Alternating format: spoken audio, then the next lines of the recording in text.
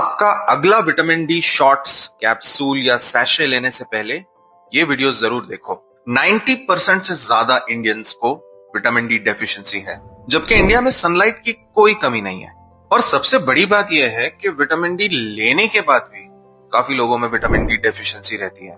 आज मैं 5 ऐसे क्रिटिकल मिस्टेक्स बताऊंगा जो आपको विटामिन डी कभी नॉर्मल होने ही नहीं देता है, चाहे तुम कितनी भी धूप ले लो या कितनी भी सैशेज या शॉट्स या फिर कैप्सूल्स खा लो। सबसे पहले एक सिंपल टेस्ट करते हैं। आप अपने शिन बोन पे, यानी जो अपने पैर के आगे की हड्डी है, उस पर अपना अंगूठा दबाओ और प्रेशर रखो 5 सेकंड तक। अगर पेन हो रहा है या फिर टेंडरनेस फील हो रही है तो फिर आपको विटामिन डी डेफिशिएंसी हो सकती है। ये क्लासिक साइन है विटामिन डी डेफिशिएंसी का, जो मैं रोज अपने पेशेंट्स में देखता हूं। अगर आपको घुटने में दर्द, बैक में पेन, मसल्स में वीकनेस, ये सब रहता है तो अगले 5 मिनट आपके लिए बहुत जरूरी है। My name is doctor Taufiq Panjwani and I am orthopaedic surgeon and मैं आपको एग्जैक्टली बताऊंगा कि क्या गलत हो रहा है और उसे कैसे फिक्स करना चाहिए। सबसे पहली मिस्टेक, आप गलत टाइम पे धूप या सनलाइट ले रहे हो। हमने नॉर्मली घर पे ये सुना है कि सुबह में 7-8 बजे की जो धूप होती है उसे लेने से विटामिन डी बहुत अच्छे से बनता है।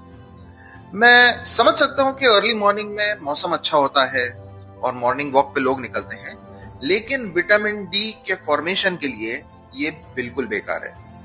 क्यों? जो अर्ली मॉर्निंग में सनलाइट होता है उसमें यूवी बी रेज जो होती है वो बहुत कम होती है, और ये जो यूवी बी रेज है वो स्किन में विटामिन डी बनाती है। तो अगर आप अर्ली मॉर्निंग में सनलाइट लेते हो तो आपके बॉडी में विटामिन डी इतना अच्छे से नहीं बनेगा। तो कब सबसे ज्यादा स्ट्रॉन्ग यूवीबी रेज होती है? वो होती है सुबह 10 बजे से दोपहर में 2 बजे तक। बहुत ही स्ट्रॉन्ग यूवीबी रेज होती है सनलाइट के अंदर, और इससे बहुत बढ़िया विटामिन डी बनता है। तो आपको क्या करना चाहिए? फोन में 11:30-12 बजे का रिमाइंडर सेट कर दो। हफ्ते में 3 बार 5 से 10 मिनट बाहर जाओ। अपने आर्म्स और लेग्स का स्किन एक्सपोज रखो। सनस्क्रीन बिल्कुल भी मत यूज करो। जब आप ये करेंगे तो बॉडी खुद ब खुद विटामिन डी बना लेगी। हाँ, मैं एग्री करता हूं कि थोड़ी गर्मी लगेगी, लेकिन यही विंडो है या यही टाइम है जब विटामिन डी फॉर्मेशन होता है। मिस्टेक नंबर 2, और ये डेंजरस हो सकता है। मैं बहुत सारे ऐसे पेशेंट्स देखता हूं जो बिना कोई प्रिस्क्रिप्शन के 6 महीने तक हर हफ्ते 60,000 यूनिट्स वीकली विटामिन डी 3 लेते हैं, और हमें पता ही नहीं होता कि उनका विटामिन डी लेवल है क्या विटामिन डी का ओवरडोज हो गया है, क्योंकि ओवरडोज से विटामिन डी टॉक्सिसिटी हो सकती है।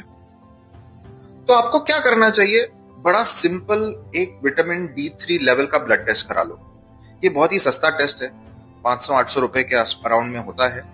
और देखिए कि आपका विटामिन डी 3 लेवल 30 से कम है या ज्यादा। अगर 30 से कम है तो आप विटामिन डी 3 डेफिशिएंट हो, तो आपको विटामिन डी 3 के सप्लीमेंट्स लेने पड़ेंगे।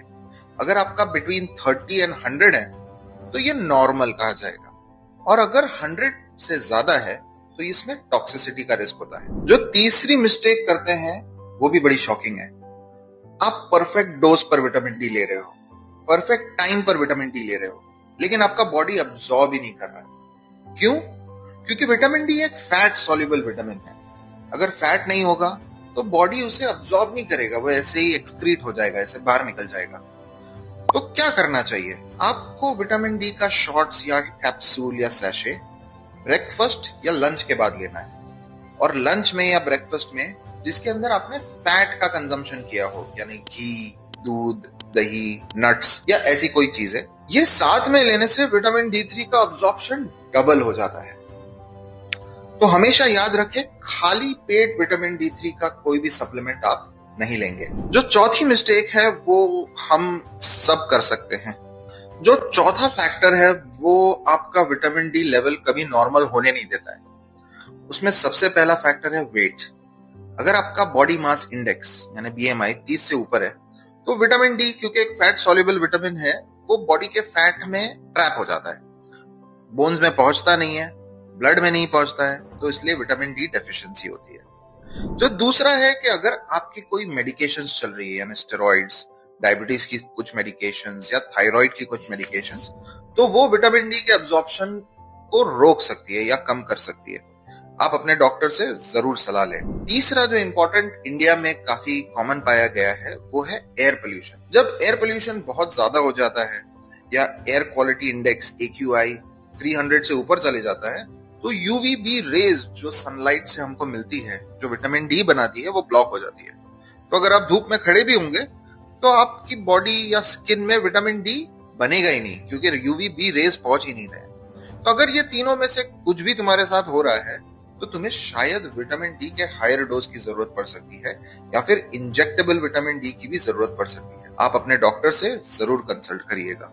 और ये जो लास्ट मिस्टेक है वो मैं हर दूसरे पेशेंट में देखता हूं। आपने विटामिन डी का सप्लीमेंटेशन लिया, आपका लेवल ठीक हो गया, आपका दर्द भी ठीक हो गया, लेकिन फिर आपने टैबलेट्स या सप्लीमेंट्स बंद कर दी। 3-4 महीने में लेवल वापस गिर जाता है और फिर वही सिम्टम्स वापस आना शुरू हो जाते हैं, जैसे पेन, वीकनेस, थकान। ये एक फोन की तरह है, फोन एक बार चार्ज कर लो, फिर आपने केबल हटा दिया तो वो हफ्ते भर थोड़ी चलेगा, उसे बार बार चार्ज करने की जरूरत है। तो इसलिए विटामिन डी को भी मेंटेनेंस डोज की जरूरत है।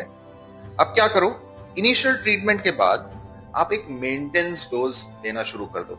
मेंटेनेंस डोज 1000 से 2000 यूनिट्स पर डे या फिर 60,000 यूनिट्स वंस अ मंथ, महीने में एक बार।